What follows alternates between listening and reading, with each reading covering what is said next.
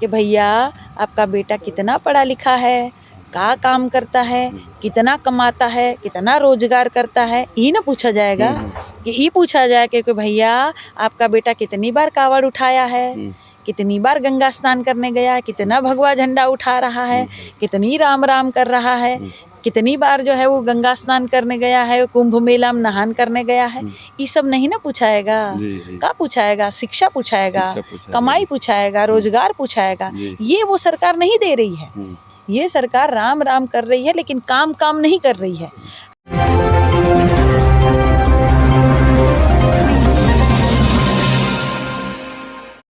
नमस्कार, आप देख रहे हैं 7 डेज डेली। देखिए, इस समय गोरखपुर में लोकसभा प्रत्याशी काजल निषाद जी को सपा ने अपना प्रत्याशी घोषित किया है।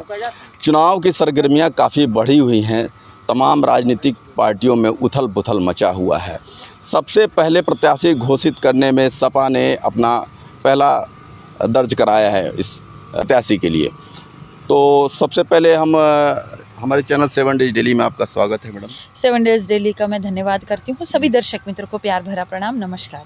और आपको यहाँ से टिकट मिलने के लिए बहुत बहुत बधाई और शुभकामनाएं। आपको भी बहुत बहुत बधाई हो, सारी जनता को बहुत बहुत बधाई हो। मैं आदरणीय अखिलेश यादव जी का कोटि कोटि धन्यवाद करती हूँ, प्रणाम करती हूँ उनको।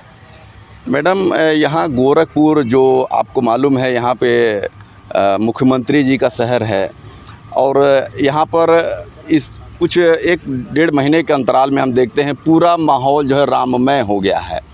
तो इस बीच में जो आपके समाजवादी पार्टी के जो प्राइम वोटर भी है, वो भी जो है भगवा झंडा पकड़ के घूम रहे हैं। तो इसमें आप अपने को कहाँ पाती हैं? देखिए, हर कोई राम की बात करेगा तो काम की बात कौन करेगा? जी। राम को सभी पूजते हैं। राम कहीं नहीं गए थे, राम हमेशा से यहीं थे। सदियों से हमारे मन में और कण कण में राम बसे हैं। जी। हम भी कहते हैं रामाय रामभद्राय रामचंद्राय वेद से रघुनाथाय नाथाय सीताय पते नमः। हम भी कहते हैं, लेकिन मैं आपको एकदम सीधी बात बताना चाहती हूँ कि जब बरदेखुआ आवला ना घर में, हाँ, तो का पूछल जाला, भैया आपकी कोई बेटो बेटी की शादी हुई है? नहीं, अभी नहीं। करना होगा ना? हाँ, बिल्कुल करना है ना जी। तो आप भी जब वहाँ पे देखने जाएंगे लड़की को, तो लड़की वाले क्या पूछेंगे कि भैया आपका बेटा कितना पढ़ा लिखा है, कहाँ काम करता है, कितना कमाता है, कितना रोजगार करता है, ये ना पूछा जाएगा।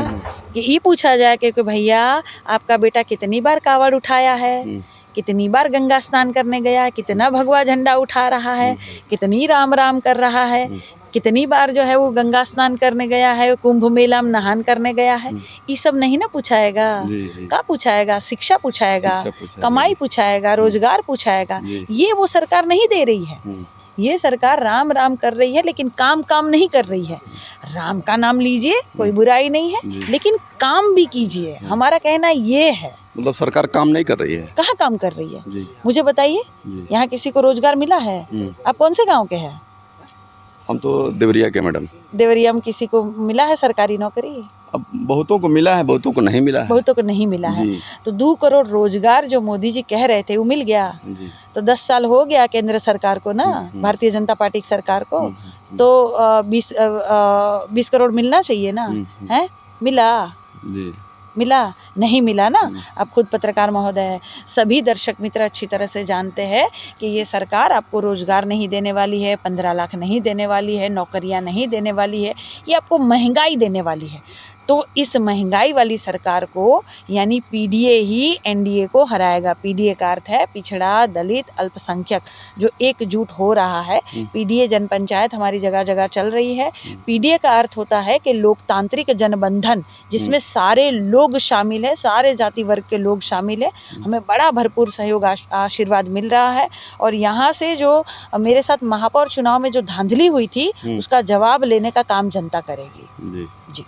अच्छा मैडम, ये जो आप ज़्यादातर फोकस निषाद समाज पे कर रही हैं। अच्छा जी। तो उसमें निषाद समाज में 3 धड़े हो गए हैं। एक काजल निषाद हो गई, जयप्रकाश निषाद हो गए, डॉक्टर संजय निषाद हो गए। आप अपने को कहाँ पाती हैं? ऐसा नहीं है कि मैं ज़्यादा फोकस निषाद समाज पर कर रही हूँ। मैं पिछड़ा, दलित, अल्पसंख्यक, आदिवासी सारे समाज को लेकर चलती हूँ। अगड़ा जो गरीब तबका है उनको लेकर चलती हूँ। लगातार अगर आप मेरा सोशल मीडिया देखेंगे तो मैंने लगातार सभी की आवाज़ उठाई है, हर एक वर्ग की आवाज़ उठाई है। निषाद समाज की तो आवाज़ इसलिए भी उठाऊंगी कि निषाद समाज मेरा अपना समाज, मेरा परिवार, मेरा घर है, मैं उनकी बहू हूँ। तो मेरे समाज को आरक्षण तो मिलना चाहिए, लेकिन आरक्षण अभी तक तो मिला नहीं है। लेकिन अगर आप कहेंगे तो मैं ये भी कहूँगी कि आरक्षण एक घर को मिला है। सिर्फ एक घर को आरक्षण मिलना अच्छी बात नहीं है। डॉक्टर संजय निषाद जी आरक्षण लेकर, तो आपके ससुर जी हैं। बिल्कुल मेरे ससुर जी है, तो सिर्फ मेरे ससुर भर को ही आरक्षण मिलेगा क्या? हमारे समाज को भी तो मिलना चाहिए। हमारा समाज भी हमारा पूरा ससुराल है। मैं कहती हूँ ससुर पूरे समाज को नहीं मिला क्या? अरे ससुर जी को ही आरक्षण मिलेगा, ससुराल को आरक्षण नहीं मिलेगा क्या? ससुराल को आरक्षण मिलना चाहिए, सिर्फ एक ससुर को आरक्षण नहीं मिलना चाहिए, या भसुर को आरक्षण नहीं मिलना चाहिए, ठीक है ना? तो मैं अपने समाज को लेकर चल रही हूँ, लेकिन समाज निश्चिंत ही मेरे साथ है। जब मैं चुनाव लड़ी हूँ, इस समाज ने मुझे हमेशा ही मान, सहयोग, आशीर्वाद और प्यार दिया है। और इस बार तो सारे के सारे जो है लोग वो मुझे नोट भी देंगे और वोट भी देंगे, क्योंकि काजल निषाद लगातार चल रही है। और ये जिस तरह से लोकतंत्र की हत्या हो रही है, मुझे नहीं लगता कि आगे भारतीय जनता पार्टी के लोग चुनाव कराएंगे।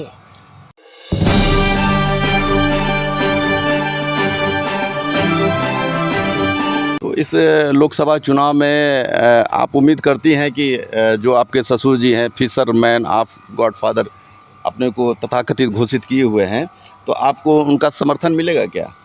बिल्कुल उनका आशीर्वाद मिलेगा, बिल्कुल सहयोग मिलेगा। जाएंगे कहाँ? जाएंगे कहाँ? ससुर जी जाएंगे कहाँ? जाएंगे कहाँ? हाँ बिल्कुल, वो बिल्कुल आशीर्वाद देने का काम करेंगे। जी।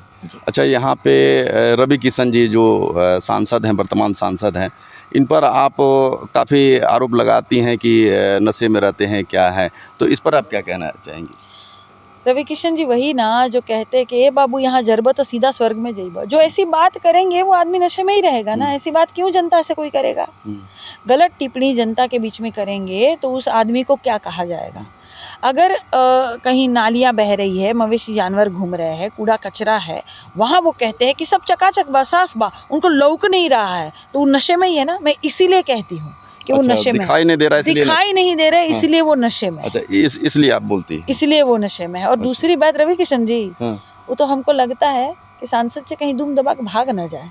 अच्छा, ऐसा है क्या? हमारे सामने बिल्कुल बिल्कुल यहाँ टिकेंगे नहीं। इसीलिए नहीं टिकेंगे क्योंकि जनता का काम उन्होंने नहीं किया हुआ। अच्छा। जनता को काम चाहिए। मैं कितनी ही जो महिलाएं हैं उनसे पूछती हूँ कि बहनी सांसद जी को देखी हो? तो कहती है देखे हैं टीवी में।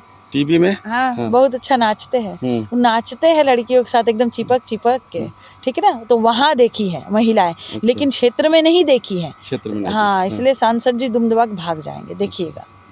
ये अगर आप जीतती हैं यहाँ लोकसभा चुनाव, तो सबसे पहला प्राथमिकता काम में क्या होगा? देखिए, मैं जनता के काम के लिए ही आई हूँ। जी। मैं अपना सर्वस्व अगर छोड़ कर आई हूँ, ऐशो आराम छोड़ कर आई हूँ, जो ऐशो आराम रवि किशन जी को आज मिल रहा है ना, उतना मैं छोड़ कर आ गई हूँ। अच्छा। हाँ, मैं अपनी जनता के बीच में उतना छोड़ कर आई हूँ। जनता को अच्छी तरह से पता है। दूसरी बात कि मैं जनता की समस्याओं का समाधान करने ही आई हूँ। तो जनता मजबूती से जिताए और अपने अपने काम कराए। यहाँ की प्रमुख समस्या आपको क्या लगती है?